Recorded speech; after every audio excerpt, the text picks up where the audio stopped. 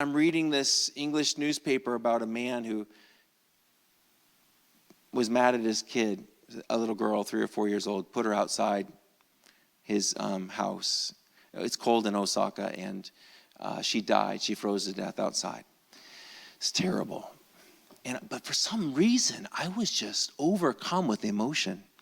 And I just started weeping on the subway. And I say it because it was so traumatic for me, because there's all these men in really nice suits, and they're all trying to go to work, and I'm just this big, tall, white guy, bawling, barely can keep, I don't have a net tissue. What am I going to do to keep the tears and from all these, I don't want to mess up these guys' suit. I already just felt like a standout already. But it was a catalyst in my life. At that moment, I just realized I was so mad at some man who would do that to his child. I was angry, and it turned my life into, that was really the moment, a trigger where I realized I needed to follow Jesus. I'm either part of the problem or part of the solution.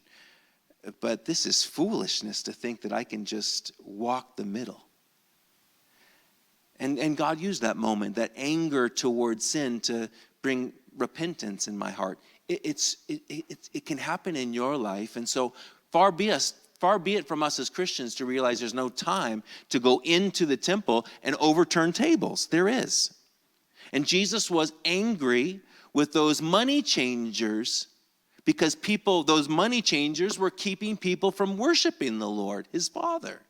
And you and I need to be angry at the right things.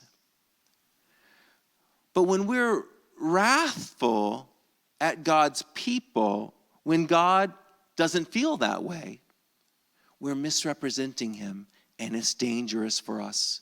We're confounding the work as ambassadors. If you're a believer in Jesus, the Bible calls you an ambassador of Christ. You are one reconciling people to him.